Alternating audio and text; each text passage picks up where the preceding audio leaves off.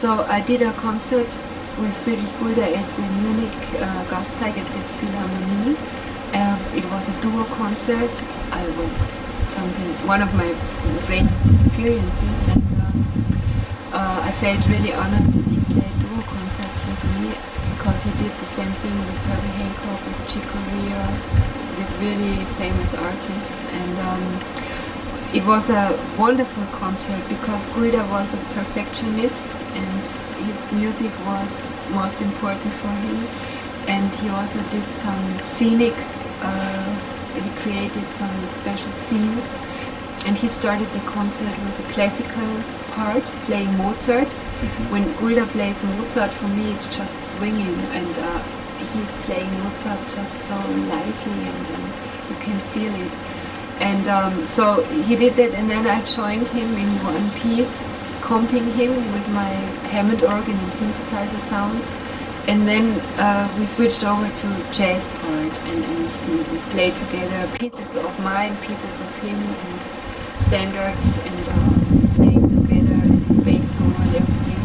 And this concert has been recorded, and now for the first time it has been released on DVD, and it has been done in a beautiful way. It sounds great and it looks good, and I think it's really a document you should have, because Gulda has been gone, passed away like many other great artists, and he was really spectacular. I mean, he was a genius in my eyes. Yes. I wanted to ask you a little bit more about him. That wasn't the only time though. He had a thing, what did he call it, the Paradise Band or something like that? Yeah. You played with him on that too. Was that Sure. in Austria or? No, we did many. I worked for him for a couple of years, and we did many concerts in different ways, with Philharmonic Orchestra, with jazz band, in duo. So we did almost everything, and we even had one concert playing with the Savigny Syndicate with the whole band, mm-hmm. and the Philharmonic Orchestra, and his Paradise Band, which it was so crazy. And we had something where he played techno, and there were dancers on stage, so there were a lot of things going on. And we did so many different pieces, and it was just so interesting working. How did it come about that you two met? Because that was not the very beginning of your career, but very early in your career. Right, yeah. How did it happen that you got to work with him? And he was a very big deal at that time. I mean, a huge star. Yeah, sure. He has been all his life. Right. I mean, it's funny. I was playing in Vienna in a jazz club where I played almost every year, and one evening Gulda was there in the audience, and he came to listen to me. And let me stop you for a second. You were a jazz player at that time. Did you know who Gulda was? Yes, more or less, but not really. I mean, I knew his name, but I didn't know too many things about him.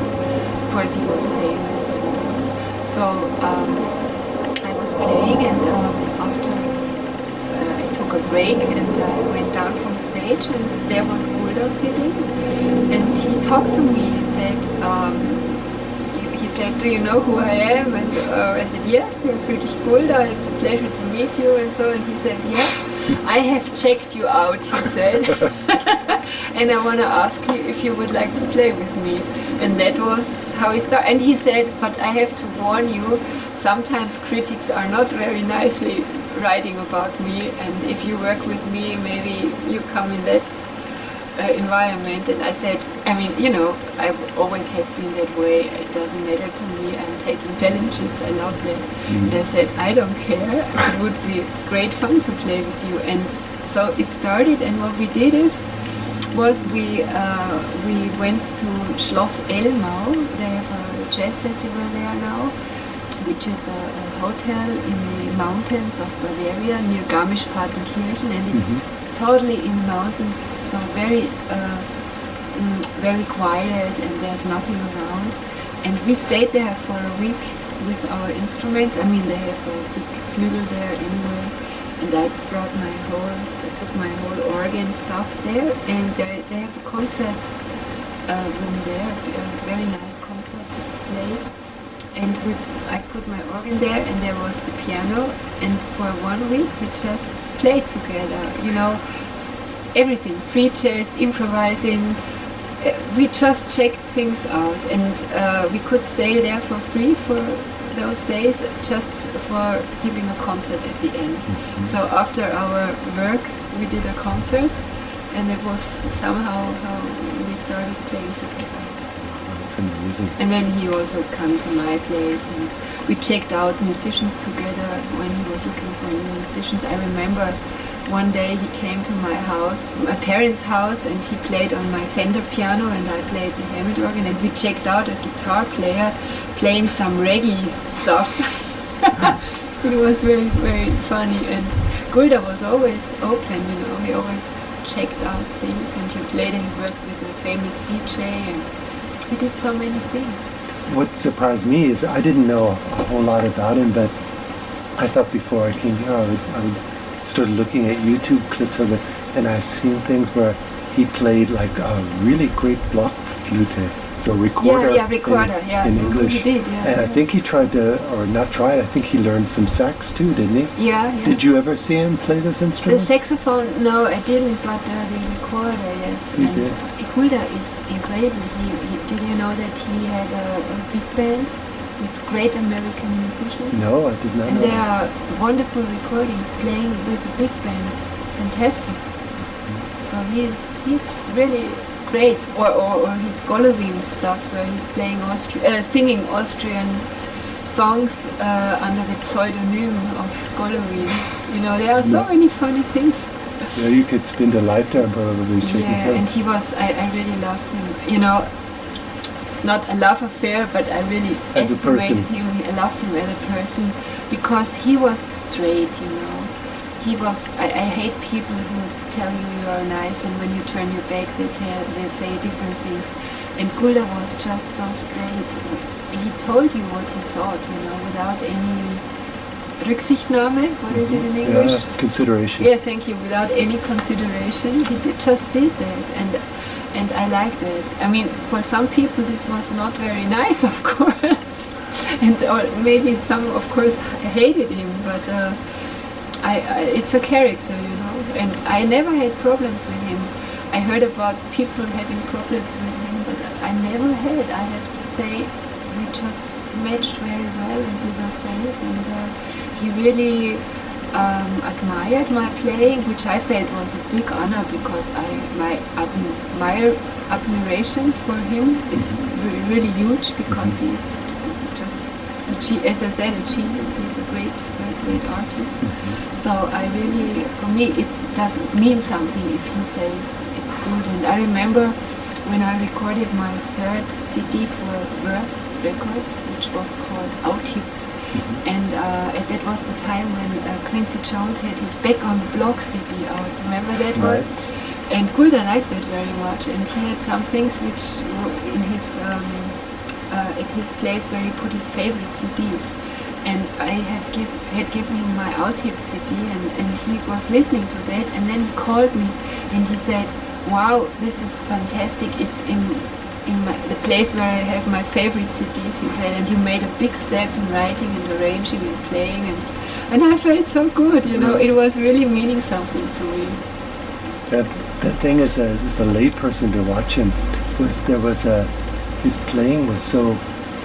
It just seems to a layperson that his technique was he just like floated above the keyboard. There was no wasted energy. He just floated in. His technique was just brilliant. He could play such a big range of volume, you know. He could play so soft, and he could play so loud and powerful. And his attack was fantastic, you know. He could do anything with the piano. And you get, from watching him, you get the impression as an outsider that he did his real communication with you, probably with musicians, was when you were playing together. Yeah. And I thought that's an interesting word in German and in English, spiel and play. Yeah. And that was him. He played his instrument, he played music. Yeah. Because you could see when you did something or another music, you could tell he registered it, and he would answer that. Yeah, that's what it is about, you know. the communication. But he when was you very play the special song. that way. Yeah, and you could immediately see if he likes it or not in his face. Yeah, I noticed too, oftentimes when you do like your bass solos on the Hammond, the other musicians will just kind of sit back and watch. And when you did it with Gulda, he didn't stop. You know, he accompanied you, and it was really nice the way he did it. You know, it gave it a different flavor. You know, it was just right. Yeah, he was hearing everything and he was reacting and he was so fast and he had the feeling for that. Yeah, were there any plans that you had wanted to record together ever, like studio albums? Had you ever talked about that? There is one double CD produced by Sony Music, but that was a live recording. Yeah, that was different live concerts we did, not only one. And well, you know, he died.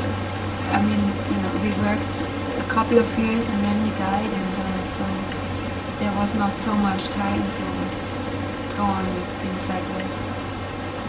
And what would you say was the biggest impact that he's had on you as a musician?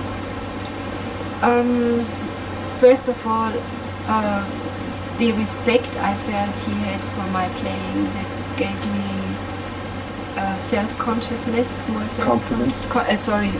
More self-confidence, and also the inspired working with him, and also when I saw how he was preparing his things and how he worked, for example, with philharmonic orchestra. I mean, with Gulda, for me it was the first time working with a philharmonic orchestra, and this has been my dream all the way, and I was so happy when I could do this later with my own music, and I wished Gulda could have listened to that, but that was after he died, unfortunately. And yeah, you know, you can always learn things from strong persons, from great musicians. I liked also the way he treated his audience, because he was true, you know, he was honest. And he said, if you don't like it, then you go out. And other people would come in. And it was just true. And this was impressing me, of course, because I'm not as extreme as he was, but in a way I'm the same way. I never make compromises in regards of my music. And he didn't do this his whole life, as far as I know. I think he never did compromises. And it was really about music. And that's what I think is so great. He was the person in the music. It's one thing. One thing? Yeah. Is it true, do you know, that he wanted to die on Mozart's birthday and managed to do so? Is that true? It's a coincidence, right? Because if you know how he identified himself with Mozart, then it's just like magic that he died on Mozart's birthday, right? Which is incredible. And what he did, it's hard for me to say this in English. He inszenierte. He Right. made a scene of his own dying. I wanted to ask you if that's true. And this was like he was playing with Mozart, or he was Mozart, and it was all about Mozart and his dying, you know. And he did that, and this was like a theater piece in a way, and he wanted to be his saying goodbye in a way, and he went up in the sky to play with Mozart, or you know, or he is Mozart, or whatever. And what he also did, maybe you might know, is that he, how do you say, he played his death, you know, for real. That's what I heard. That he told us the papers he didn't want them to write anything about him. Yeah, I didn't know if that's true. He wanted to find out what the people would say about him when he is dead, or what they would write about him, and so he said he's dead. He had someone issue a press release that he died, exactly. And then he read his own obituaries. That's it. Yeah. I mean, this is kind of macabre because I don't know how many people knew about that. And I mean, there are a lot of people who really love him, and Must have been hard for them. But it's kind of typical Gulda. Yeah, it sounds like him. Let's see, the one thing I wanted to ask you too, I think you've inherited a lot from your father, like artistic kind of things, but I know he has a Corvette and he loves speed. Oh, yeah, he does. And Germany is legendary for the Autobahn. Yeah. So I wanted to ask you, have you ever had your dad's Corvette out on the Autobahn? No, I don't. I mean, I was going in his car with him. But not you. But I never drive it now. But I have my own car. I have a Mercedes, which is also quite fast. And that's what I wanted to ask you. Getting to a gig or coming home from a gig late at night, what's the top speed you ever hit on the German Autobahn? Well, mine is not so big. It was 230. That's not so much. My father is going faster. How fast? if it's free, I mean. You know. Yeah. And this is getting more rare. But actually, I feel when you go fast, it's less tiring than when you have to go 100 kilometers per hour for hours and hours. And the one disadvantage of being a musician is that you have to travel a lot. And as I take my habit organ very much, or I have pipe organ concerts which are about, let's say, 600 kilometers away, I go by car mostly, you know, because I have a lot of luggage. And then if you have to go so far distance, it's great if you can drive faster, you know. Otherwise you really get tired. And you're there earlier, I can practice more organ. So you have a good excuse. Right, and it's fun.